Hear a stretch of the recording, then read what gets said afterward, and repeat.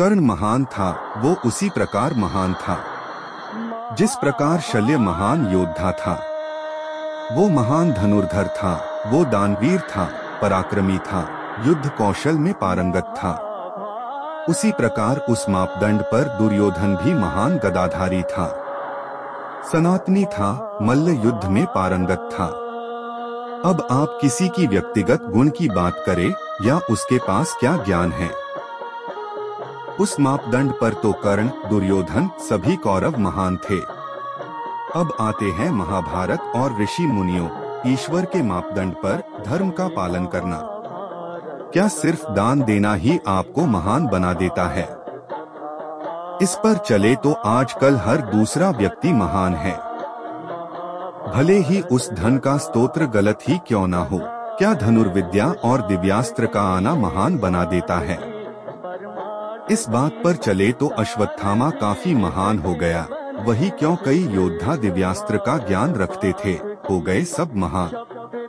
क्या खुद के साथ गलत होना, त्याग देना महान बना देता है? ऐसे तो पांडव कर्ण से कई गुना महान बन जाते हैं।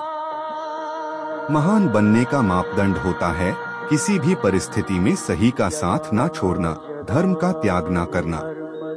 महाभारत में कर्ण को उसकी असली मां ने समाज के डर से नदी में बहा दिया था।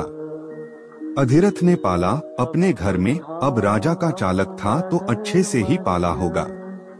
और चले गए परशुराम जी के पास, झूठ बोलकर दिव्यास्त्र भार्गव अस्त्र प्राप्त किया। कर्ण पाले गए एक घर में, माँ बाप के साथ रहे। पांडव पाले गए जंगल में, पिता एक रॉक से पीड़क निकल लिए जल्दी।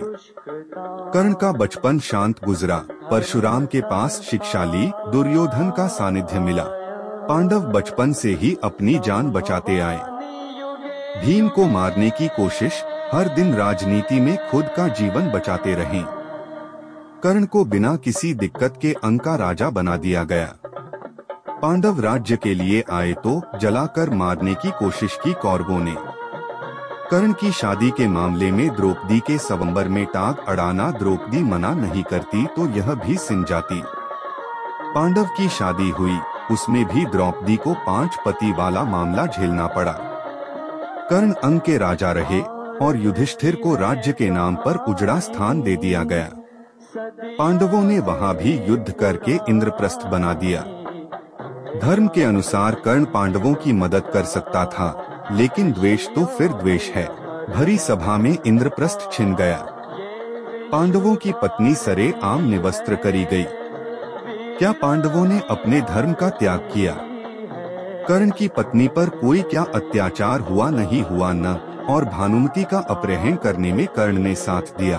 भानुमति के साथ उसकी सहेली आई, उससे कर्ण ने विवाह किया, फिर भी कर्ण को महान बताते हैं। पांडवों को छल और नीति के साथ वनवास भेज दिए गए। कर्ण और कौरव पूरे समय दुखी करते रहे। कर्ण को ज्ञान नहीं था कि दुखी को और दुखी करना अधर्म है। लेकिन गंधर्व में फंसने पर पांडवों ने अपने चाचा के पुत्रों को बचाने वाला धर्म पूरा किया। अज्ञातवास में आ गए लड़ने। कर्ण को धर्म का ज्ञान नहीं आया कि इंद्रप्रस्थ युधिष्ठिर ने बनाया है। धर्म यही है कि उसको वापस मिले। फिर महाभारत तो सब जानते ही है, और अभिमन्यु वध में कर्ण ने क्या किया सब जानते हैं। ऋषि मुनियों और सही के आधार पर महाभारत में कर्ण कहीं से भी महान नहीं कहे जा सकते हैं।